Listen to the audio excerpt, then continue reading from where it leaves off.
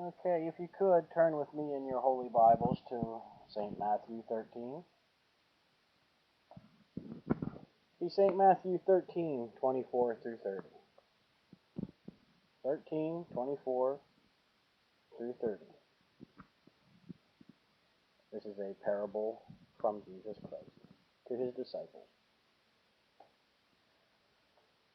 Okay, St. Matthew 13:24. Another parable put he forth unto them, saying, The kingdom of heaven is likened unto a man which sowed good seeds in his field. But while the men slept, his enemies came and sowed tares among the wheat, and went his way. But when the blades were sprung up and brought forth fruit, then appeared unto them the tares also. So the servants of the householder came and said unto him, Sir, didn't thou not sow good seeds in thy field? From whence had it tares? He said unto them, An enemy has done this. The servant said unto him, Wilt thou then that we go and gather them up? But he said, Nay, lest while ye gather them up, ye root up the wheat with them. Let both grow together until the harvest. And then at the time of harvest I will say to the reapers, Gather ye together first the tares, then bind them in bundles and burn them. But gather the wheat into my barn. This is another parable from Jesus Christ to his disciples. Now please understand that a parable is just a story. A parable is a story that is told in the days that Jesus Christ walked the earth with us. A parable is an earthly story with a heavenly meaning. A parable is an earthly story with a heavenly meaning. The farmer in this parable is about God. We can relate to the average farmer or person.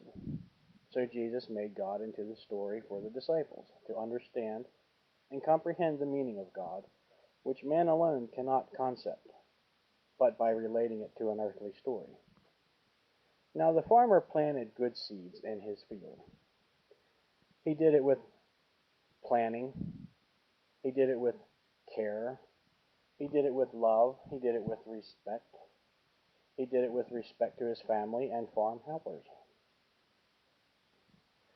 Then one night, while the farmhands and the farmer slept, their enemy, the devil, snuck into the fields and planted seeds among the wheat seeds the farmer had so carefully placed into the ground for a good, healthy crop.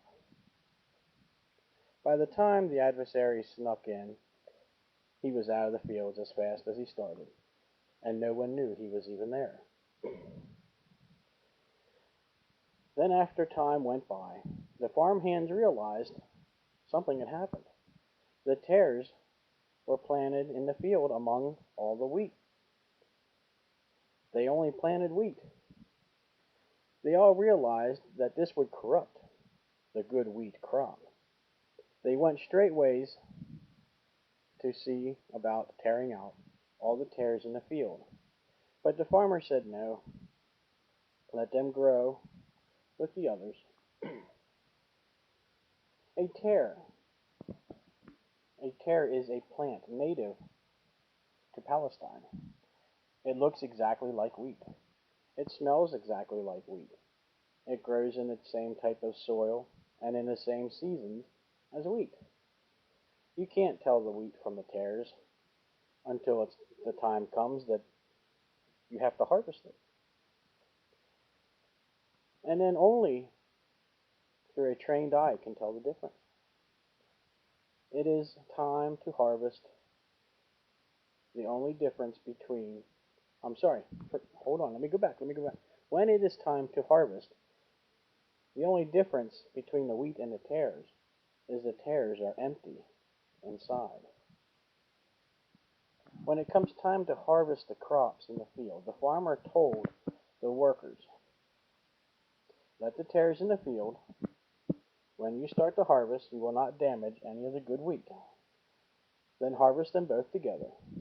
Put the wheat into my barn so I can take care of it. and it has long life. And take the tares which the adversary has planted among them into a pile, that I may burn and destroy them with fire. What Jesus was telling his friends is that and the disciples are that the fields is like God in heaven. God has planted good seeds of faith. He's planted good people on this earth.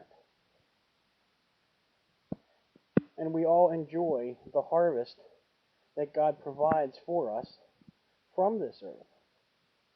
But the adversary has slipped in. The adversary slipped in when we weren't watching. And he planted a corrupt seed and is trying to destroy our faith. He's trying to destroy our faith with God and our faith with others. We have no idea who is good or corrupt in our lives.